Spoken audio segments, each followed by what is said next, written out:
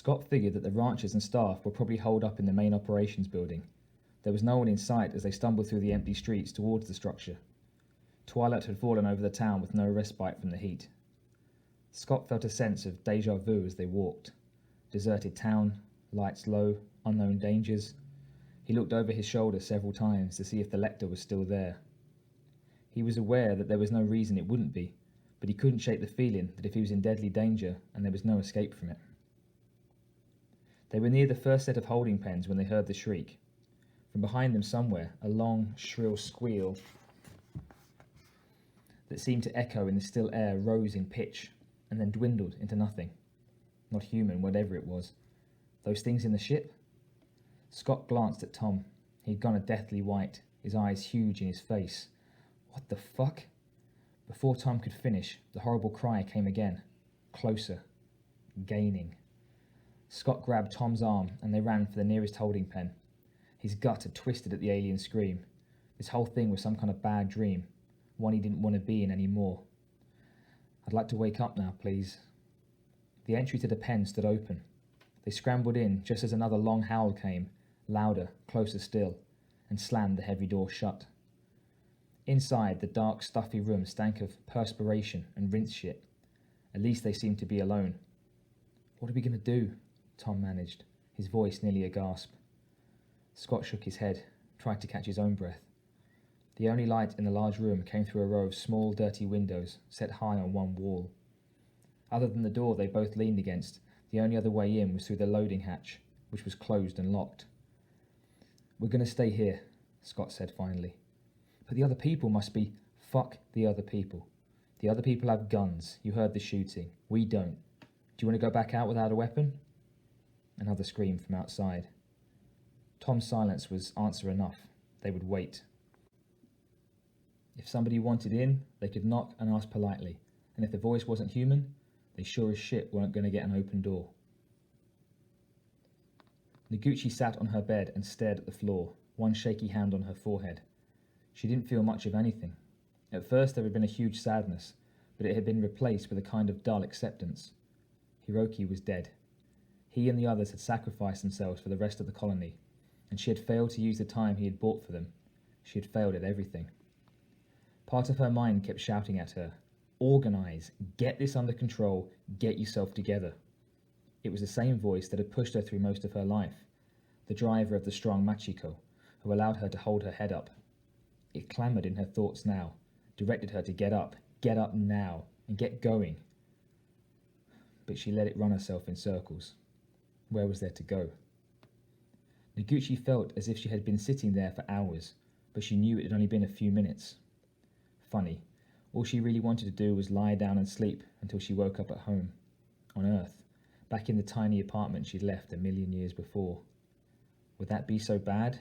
Just to give up and wait there until help came, until the damn company sent someone to pick them up?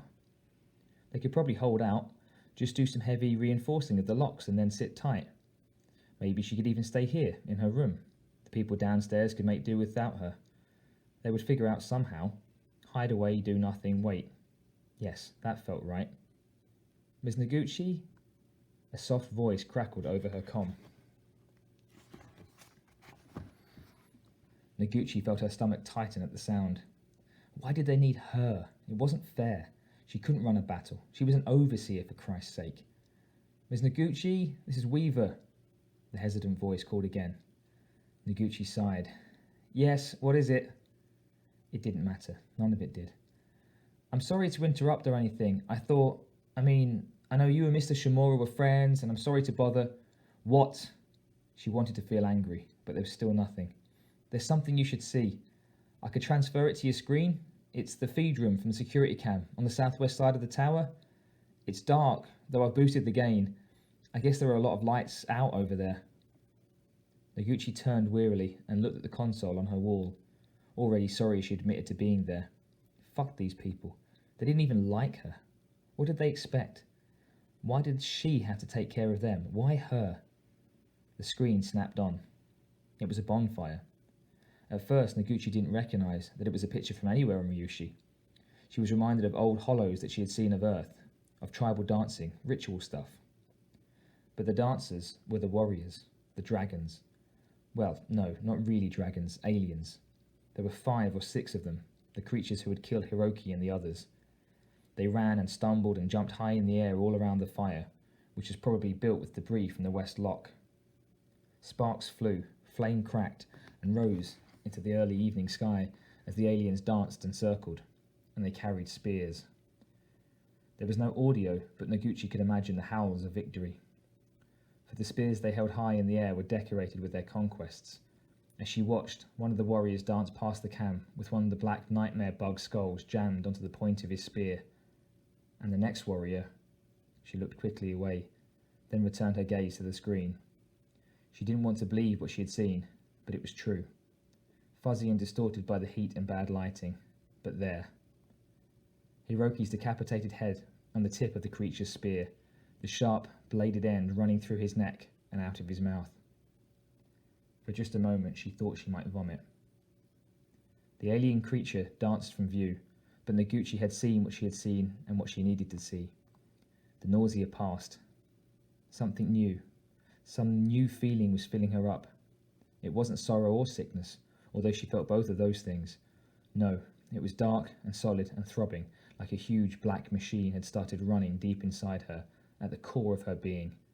It was a physical sensation, this feeling, a rumble of newness. It was many things, but the easiest to understand was the anger. She watched the celebrating warriors and felt the apathy get eaten by the new machine, chewed and burned away, fuel for the thing at her centre. It cleared her mind for what she would need to do. She was going to kill them. All of them. Not just for Hiroki's death, or the lives of the ranchers, or her career. She felt almost selfish about her reasons, but in the end, it wouldn't matter. They would die because they dared to try her. She was a woman of honour, and they stood against her.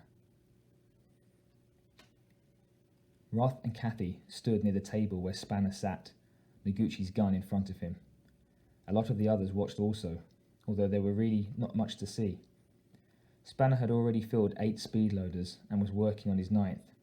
He fed the rounds in slowly, and the metallic clicks were loud in the quiet room when he closed the latch knob. It had been pretty silent here since Hiroki's last transmission. Noguchi had been gone for 20 minutes or so, which was just as well. Roth hadn't liked seeing the new overseer choke up. Tears would have been okay, but Noguchi had just swallowed it and gone inside herself. It was too bad. Roth had seen an iron thread in Noguchi during the setup of the barricades, and had hoped they would all see more of it. Bitch or no, she was competent under stress, or so they had thought. They were going to need that, given what they were up against. Ackland had made a short speech after Noguchi had walked out, about how they were all going to have to pull together and decide what their next move would be. But he was dry-mouthed and scared. He didn't have any suggestions after that, and finally he sat back down. He didn't know what to do either. Kathy kept a firm grip on her arm as the silent tension grew. Roth knew her spouse didn't want her to step forward, although she was as qualified as anyone else. Maybe more so. She didn't want to leave the colony, but someone would have to. Much as she wished it would have been Noguchi, Roth didn't think she was going to come back. Spanner continued to load the bullet holders methodically. High-velocity hunting rounds, jacketed slugs that would punch through a wall. Someone would need them. Noguchi stepped into the room quietly. "Ms. Noguchi?" Ackland looked and sounded confused. She'd pulled her hair back and knotted it tightly at the base of her neck. She wore a fully padded coverall, the kind that the Rinth warrior workers wore during gelding time. The suit was designed to dull impact from stray kicks, and had saved Roth herself from a lot of injuries. She had strapped a carbine to her back, and wore knee and elbow leathers, as well as gloves. A comset hung loosely around her neck, and her eyes were cold and hard. Roth grinned nervously, and felt Kathy's arm slip around her waist.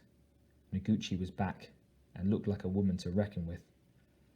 "Who owns the fastest hoverbike?" she said, her voice cool. Cool, strong, authoritative. Roth said, "I guess that would be me?" Noguchi nodded at her. "Where is it?" "East Lock. Keycard's in it." Noguchi smiled briefly at her, the expression calm and yet somehow chilling. The nitrogen queen was back. Only this time there was something else under the icy facade. Ackland laid a hand on Noguchi's shoulder and turned her roughly to face him. That's it? You're taking off? What about the rest of us?